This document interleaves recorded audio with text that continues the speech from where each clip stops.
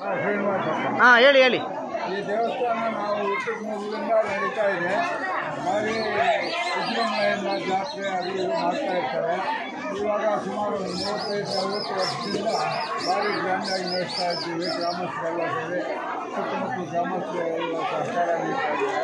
ಅದರಿಂದ ದೇವಿ ಕೃಪೆಯಿಂದ ನಮ್ಮೂರಿಗೆ ಭಾರಿ ಒಳ್ಳೆಯದಾಗಿದೆ. ಮಳೆ ಬೆಳೆಗೆ ಬರಲಿ ಅಂತ ದೇವಿಯವರನ್ನು ಪ್ರಾರ್ಥನೆ ಮಾಡಿಕೊಂಡು ನಾವು ಈ ಜಾತ್ರಾ ಮಹೋತ್ಸವವನ್ನು ನಡೆಸ್ತಾ ಇದ್ದೀವಿ ಸರ್. ಇಲ್ಲಿ ವಿಶೇಷತೆ ಅಂದರೆ ಬೇಕಾದಷ್ಟು ಹರಕೆ ಮಾಡ್ಕೊಂಡು ಹೋಗ್ತಾರೆ. ಇಲ್ಲಿ ಅಮ್ಮವ್ರಿಗೆ ಹರಕೆ ಹೀಗೆ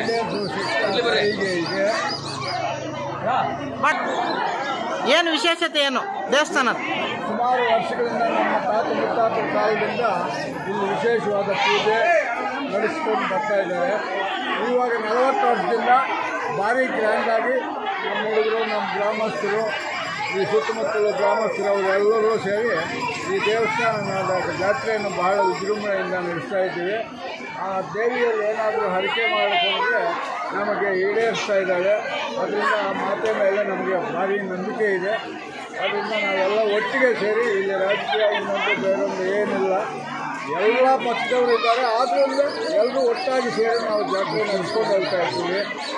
ಮುಸ್ಲಿಮ್ಸು ಬರ್ತಾ ಇದ್ದಾರೆ. ಭೇದ ಭಾವನೆ ಏನಿಲ್ಲ. ಇಲ್ಲಿ ಬಹಳ ವಿಶೇಷತೆಯಿಂದ ನಡೆಯುತ್ತೆ ಸರ್ ಈ ದೇವಸ್ಥಾನ. Okay sir. ಮಲಾರಮ್ಮ ಗುಡಿ ಅಂತ ದೇವರ ಹೆಸರು, ಮಲಾರಮ್ಮ ದೇವರು. Okay sir. ಫಸ್ಟ್ ನನ್ನ ಹೆಸರು ಮಧು ಅಂತ, ಗ್ರಾಮ ಪಂಚಾಯತ್ ಮಾಜಿ ಸದಸ್ಯರು. ಸುಮಾರು 60 ವರ್ಷ 70 ವರ್ಷಗಳಿಂದ ಇಲ್ಲಿ ಮಲಾರಮ್ಮ ದೇವಸ್ಥಾನ ಆಗಿದೆ. ಇಲ್ಲಿ ದೇವಸ್ಥಾನ ಅಂದರೆ ಹೆಣ್ಮಕ್ಳು ಜಾಸ್ತಿ ಎಮ್ಮನ್ನ ಪವಾಡ ನಡೆಯುತ್ತೆ. ಸುಮಾರು 40-50 ವರ್ಷ ಹೆಣ್ಮಕ್ಳು ಇಲ್ಲಿ ಬಂದು ಇಲ್ಲಿ ಹರಕೆ ತೀರಿಸ್ಕೊಳ್ತಾರೆ. ಸುಮಾರು 3,000 ಜನ ಊಟ ಮಾಡ್ತಾರೆ. ವರ್ಷ ಮಾಡ್ತೀವಿ. ವಿಶೇಷವಾಗಿ ನಮ್ಮ ಊರಲ್ಲಿ ಇದೊಂದು ಊರ ತಾಯಿ ದೇವಸ್ಥಾನ ಇದೆ. ಊರ ಜಾತ್ರೆ ಆಯ್ತು ಮಾಡ್ತಾರೆ ಸರ್. ಹಂಗೆ ನಿಂತ್ಕೊಳ್ಳಿ, ಹಂಗೆ ನಿಂತ್ಕೊಳ್ಳಿ. ಸ್ವಲ್ಪ ಜಾಗ ಬಿಡಿ, ಹಂಗೆ ನಿಂತ್ಕೊಳ್ಳಿ.